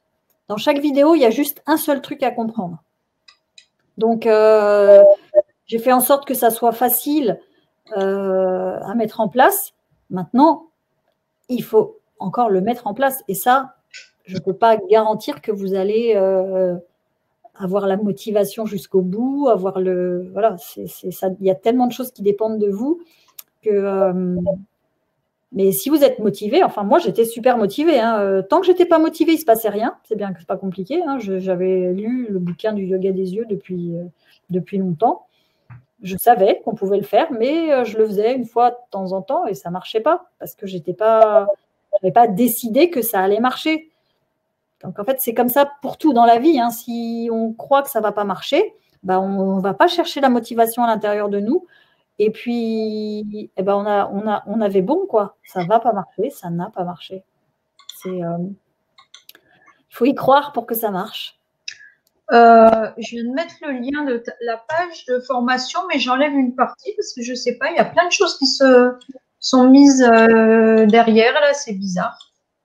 Plein de lettres. Ouais. Alors, désolé. Oui, c'est ton adresse IP qui vient se coller derrière. Voilà, désolé. D'ailleurs, je peux pas effacer, je pense, le message précédent. Je l'ai copié entier. Désolé. Alors, prenez le deuxième lien. Alors, avec, pour les personnes que ça intéresse, bien sûr, d'aller voir la proposition d'Aurel pour sa formation Voir clair sans lunettes. Et donc, Aurel, tu as un petit cadeau donc pour les personnes qui ont suivi le webinaire. Pour les personnes qui ont suivi le webinaire et qui veulent s'inscrire à la formation en ligne jusqu'à demain soir, en fait, j'offre la séance de coaching qui dure 1 heure, en fait, et qu'on peut prendre soit en début, avant de démarrer la formation, soit quand on a déjà bien entamé la formation et qu'on arrive sur le côté psychologique et qu'on veut mettre toutes les chances de son côté. Voilà. Donc, j'offre la séance de coaching pour les gens qui s'inscriraient soit aujourd'hui, soit demain, jusqu'à demain soir en tout cas, jusqu'à demain soir minuit, on va dire. Voilà, je fais une séance de coaching gratuitement. Sinon, quand on rentre dans la formation, alors la formation, elle vaut 249 €. Et sinon, les gens peuvent prendre des séances de coaching. Après, ils peuvent en prendre autant qu'ils veulent. Alors, je fais un tarif, parce que moi, les coachings santé, j'ai un tarif pour les gens qui prennent des séances ponctuelles comme ça. Pour les gens qui sont dans la formation, il y a une réduction pour le coaching supplémentaire. Mais là, pour ceux qui veulent avoir un coaching, après, ils peuvent en demander plusieurs. Mais j'offre le premier coaching pour les gens qui s'inscriraient suite au webinaire. Voilà. Ok, merci à toi. Alors, on a Catherine qui dit: ma fille ne voit pas de loin depuis l'adolescence. Est-ce que le yoga peut suffire? Parce que enlever les pâtes, le sucre et, et tout ça au niveau de l'alimentation, c'est impossible. Oui, pour les enfants, en fait, pour la myopie, le côté psychologique, alors travailler avec elle sur rassurer sur l'avenir, hein, parce que la myopie, ne pas voir de loin, c'est aussi avoir peur de l'avenir, donc faire en sorte que elle puisse être rassurée sur son avenir. Et puis faire des exercices, effectivement, pour régénérer, oui, ça peut suffire. Ok, merci. Oui, oui, Pierrot qui dit que ça fonctionne tout de même, le lien où je vous ai tout mis avec là. Oui, je m'en doute, mais c'est quand même un peu plus clair hein, avec le lien en dessous. Voilà. Bon, ben, si vous avez encore des questions, n'hésitez pas. Donc, jusqu'à demain soir. Bon, ben, et par contre, ceux qui regarderont trop tard en replay, on a dit une semaine le replay. Hein. On le laisse à dispo pendant une semaine et voilà. Donc après, je sais pas ce qu'on répondra aux personnes éventuellement qui regardent le replay plus tard ou est-ce qu'on leur donne à elles aussi la journée du lendemain à partir du moment où elles auront regardé le replay. Pourquoi pas? Pourquoi pas? Pourquoi pas? Alors, il y a Isabelle qui demande combien de temps faut-il consacrer chaque jour, tout du moins au début. Ouais. Au début, il faut consacrer entre 20 et 25 minutes tous les jours. Alors, en fait, moi, je le faisais toujours à la même heure. Tout au début, je trouvais que c'était plus efficace si je le faisais le matin.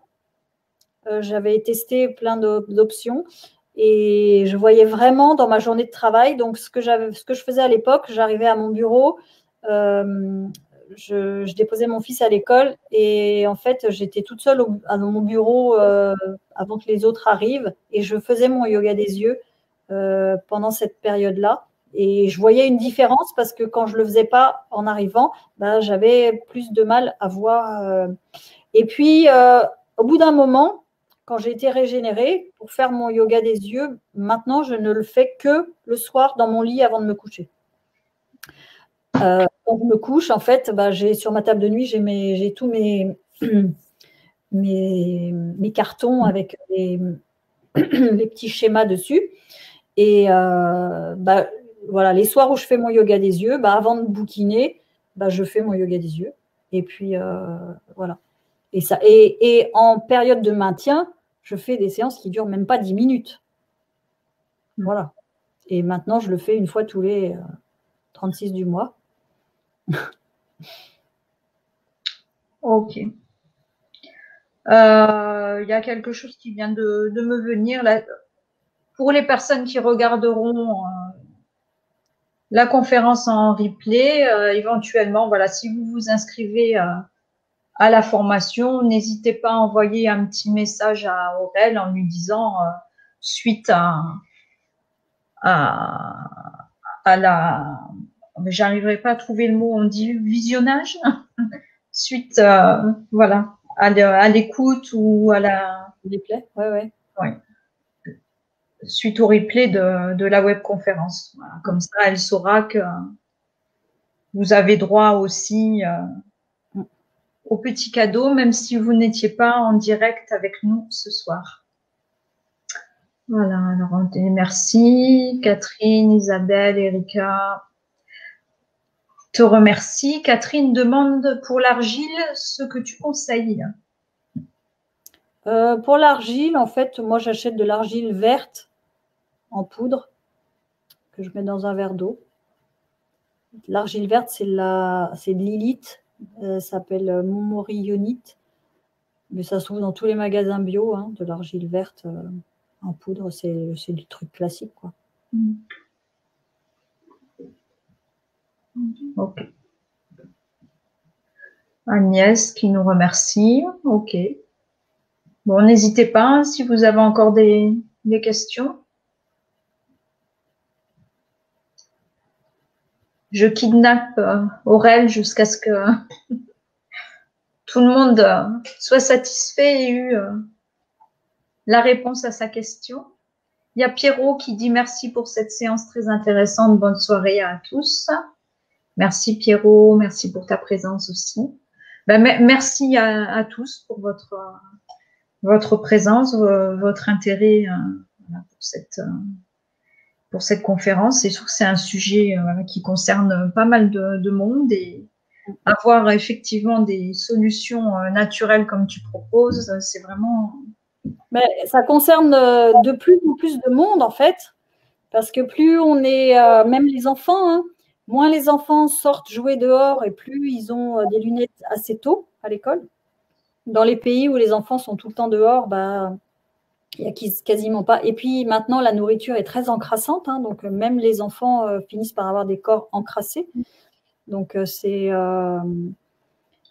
voilà, prendre soin de sa santé, ça a des effets, ça a des répercussions sur nos yeux. Hein, et il n'y a pas que les adultes qui sont touchés, les enfants sont aussi de plus en plus touchés. Oui, la nourriture et puis les écrans. Hein. C'est vrai que, bon, après, je ne sais pas si ça a effectivement un lien, mais jusqu'à l'âge de passer 30 ans, j'avais une super vue. Et j'ai été pendant quelques années opératrice de saisie. Je travaillais pour une société de publicité et je gérais le fichier. Je remettais à jour toutes les communes de France. Donc, chaque fois qu'il y avait des élections, tous les organigrammes. Et là, quand tu fais papier, écran toute la journée, pourtant, l'œil est en mouvement. Alors, oui, mais il est en mouvement, mais il n'est pas en mouvement de près et de loin. Il est en mouvement quasi la même distance, mais un peu sur le côté. Donc, c'est vraiment que l'œil bouge dans toutes les directions. Dans toutes les directions. Ouais. Mais de près, de loin, c'est la clé. Hein. Regarder de près et de loin, c'est vraiment ça qui va régénérer le muscle oculaire. Donc, c'est de ce côté-là qu'il faut insister. C'est vraiment un exercice clé. Bon, bah écoute, des remerciements. Là, merci beaucoup à tous. Apparemment, il n'y a plus de questions. Donc, merci à toi, Caroline, de me permettre de m'exprimer. Franchement, moi, je suis ravie moi, je suis ravie de te recevoir.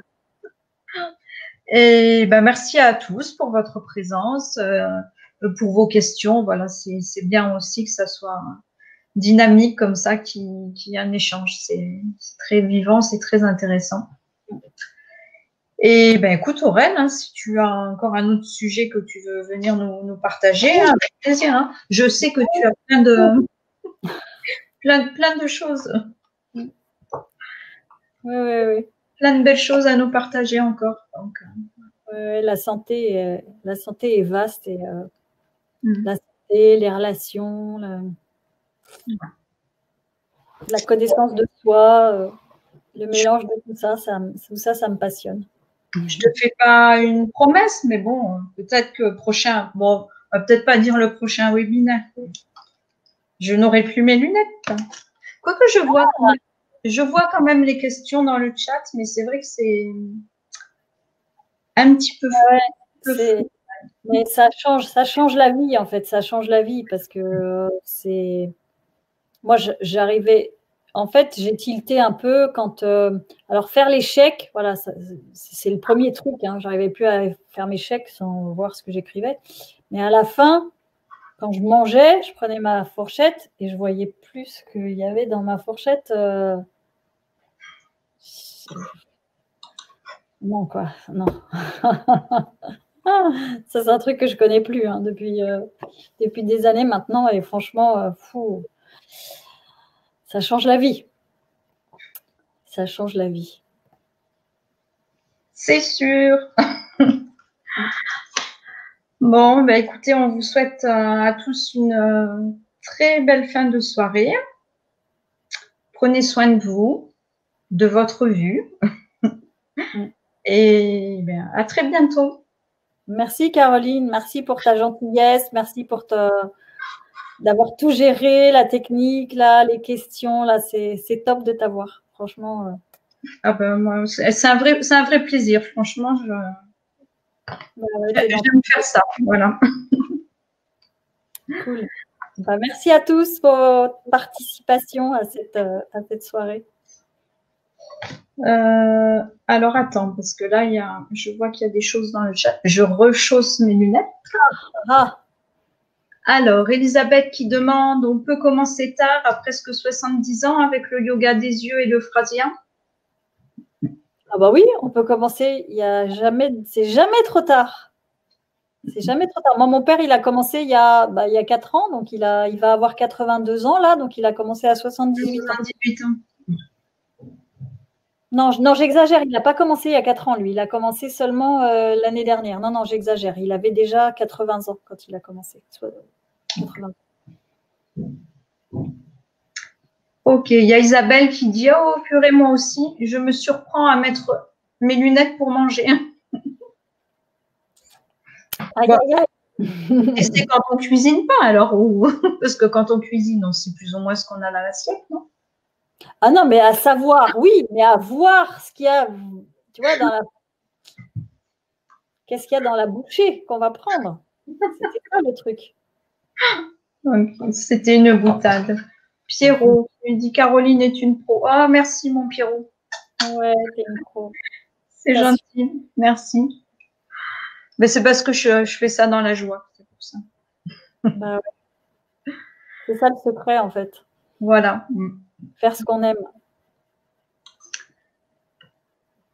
Bisous à tout le monde. Bonne fin de soirée.